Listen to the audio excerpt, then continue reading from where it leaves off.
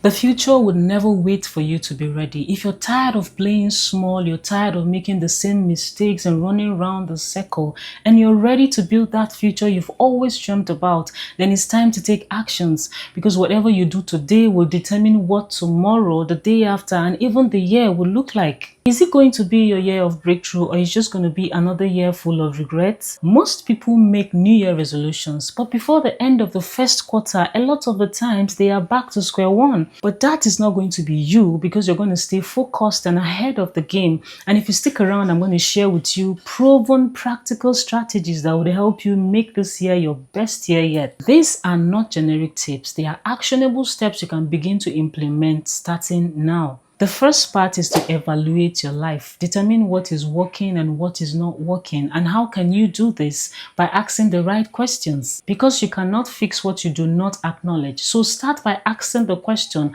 how is my health? Am I intentional about the things that goes into my body? Do I make efforts to exercise and stay fit and even just move my body? How about my relationships? Do I keep friends that are completely useless to me? Because when you have friends and people who, when you hang out with them, you don't get to make good decisions, you're always indulging in bad behaviors and there is nobody to call anybody to other, then I think that is a friendship or a relationship that is not serving you. People tend to think that when you do not keep friends or you just enjoy your own company, that you're weird. But I think it's just about your personality, whatever works for you. If you keep friends and then you still stay focused and you achieve your dreams and purpose in life, then fine. But if you have a lot of friends and they are just distraction to your dreams, to your purpose, when you are with them, you don't do anything. Even you yourself, you know that, anytime I'm with these guys, we just go clubbing, we drink, we have hangover, a lot of destructive behaviors. Then it's time for you to do things differently. Picture a man who is trying to climb a mountain, but he has so much carrying on his shoulder, on his head, like a lot dragging him down. How is he supposed to climb the top? The day you decide that I don't want to be where I am anymore, I want to scale up, I want to make something out of my life, a lot of people are going to stop being friends with you. That is just the way it is. So ask yourself the right questions and be very, very honest with yourself.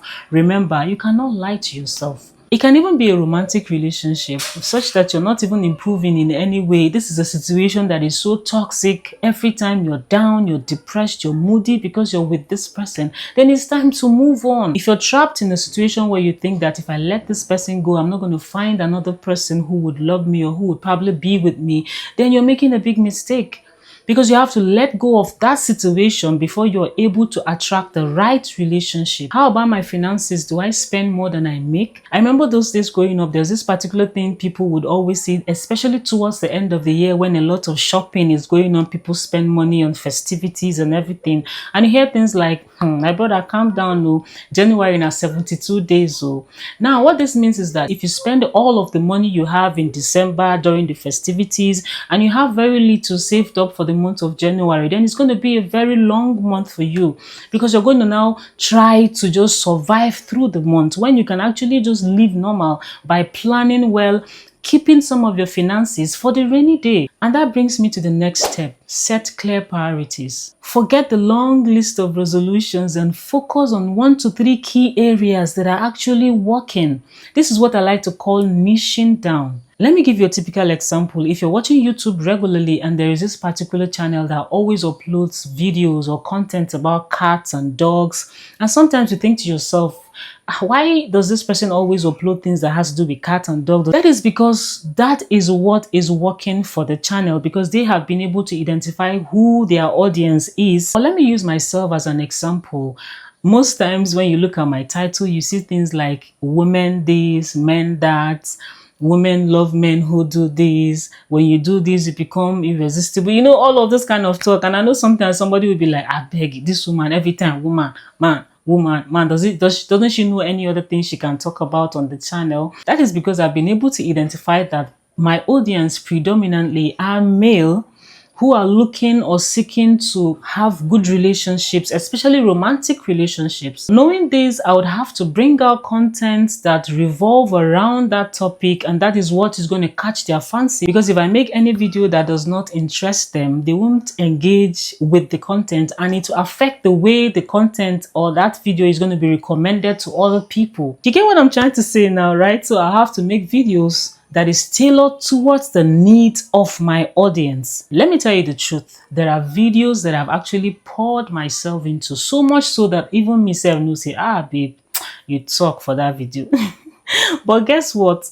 No views. The point here is identify what works for you. It can even be that you have a restaurant and there is a particular dish on the menu that people always order for. People love this food. It would be unwise and it won't even make any business sense to continue to produce or cook things that people do not request for, which you end up eating yourself or throwing away. It is okay to niche down and narrow down on things that are actually working.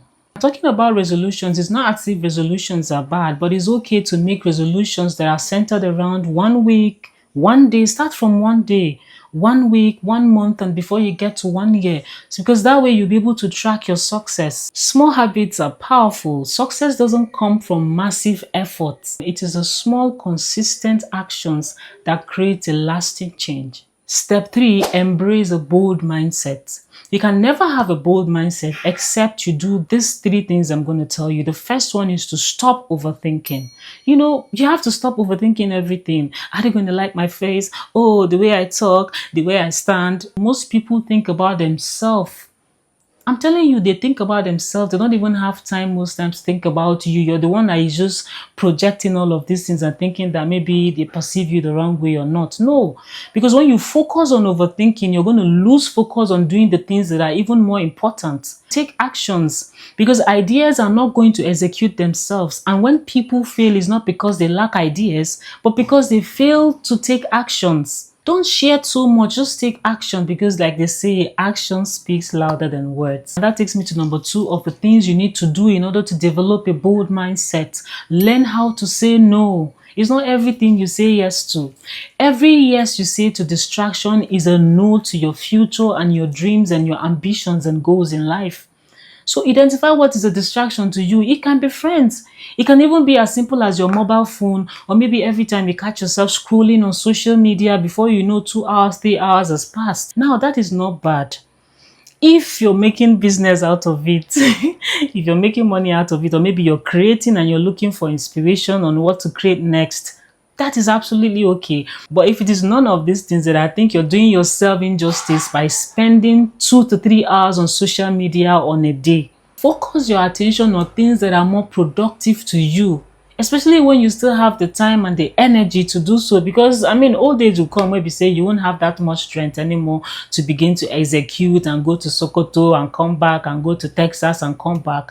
Now when you're young is a time that you have to do all of the exploits, so that in the future you will now relax and rest and have something for yourself and even for others.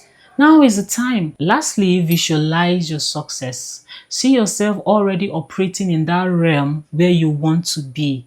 I don't think anybody can actually get to any point in life without first of all visualizing it. I have to have dreams first and think about myself, imagine myself, picture myself in that place. And then it begins to manifest in the physical according to my actions. Because it's not just about visualizing, right? I'm also taking actions and doing the things that would enable me get to that place. With actions and visualization, it takes me to that place where I want to be. Put yourself in that space and where you need to be to thrive in order to achieve your goals in life. Where will you be in the next 2, 3, 4, 5 years? Picture yourself, imagine it, and then walk towards it. So the clock is ticking. 2025 is yours for the taking. Start today by taking small actions towards achieving your goals. Let's hold each other accountable. Hold me accountable too. The best way to predict the future is to create it. Thank you so much for watching. See you at the top.